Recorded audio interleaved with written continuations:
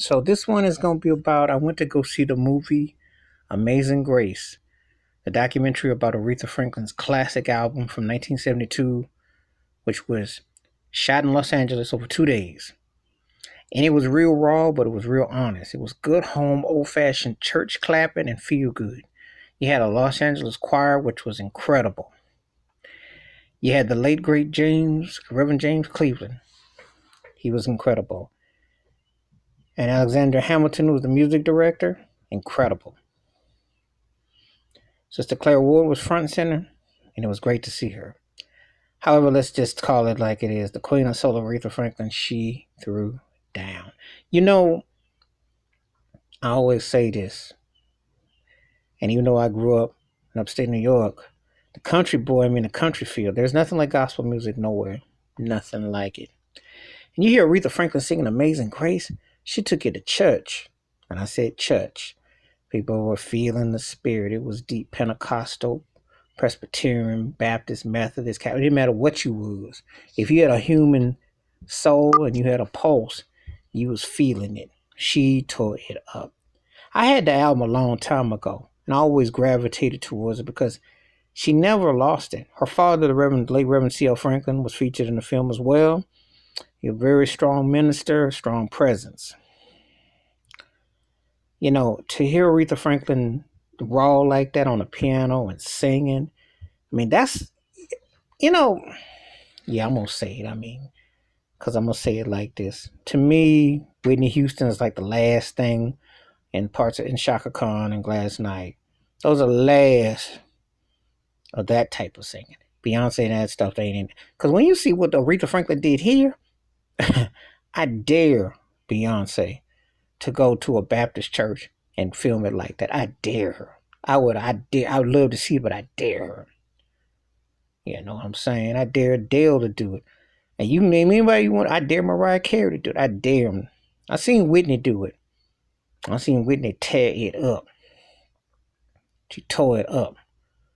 At Bobby Brown's father was the funeral. She tore it up with Johnny. She tore it up. That's what I'm talking about, singing. You take it to the church. But anyway, Amazing Grace is one of them film documents you got to see if you like the gospel and the truth. And you want to see an artist who strips it all the way down.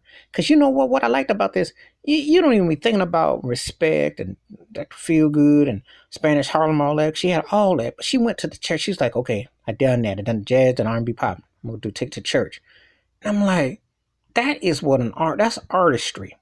That's why to this day, of all the box sets I've ever owned, and I've owned quite a few, Aretha Franklin's is still the best I've owned because she covered the ABCs of music, you know. And the thing about Aretha Franklin is this: as sexist and what have you, the music business is, you had to respect her skill set because she could hang with any male artist you want to throw, past, present, future.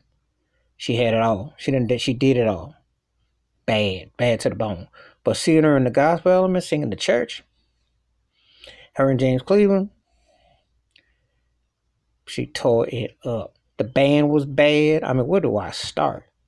Bernard Purdy, Chuck Rainey, Cornell Darrell. You had so much talent. I just sitting there just shaking your head, but her voice was so earthy, so strong, so raw, so vulnerable, so feeling. You know, you got to see this documentary. You know, I'm like, there wasn't nothing else I was going to do to get that feel of the church. And I'm going to tell you, you was feeling it. When she sings Amazing Grace, whoo, she put a number on it. I'm telling you. But I had it a long time ago, but to see the footage of it, see Mick Jagger, his lips going, he was feeling it too. I'm like, yeah. That's why Aretha Franklin, the Queen of Soul. And there ain't nothing out here today. You can't, I'm for real. Because after Whitney gone, there's nothing out here today that's touching what Aretha Franklin put down. And you sure as heck ain't gonna get none of these acts out here today that are out right now.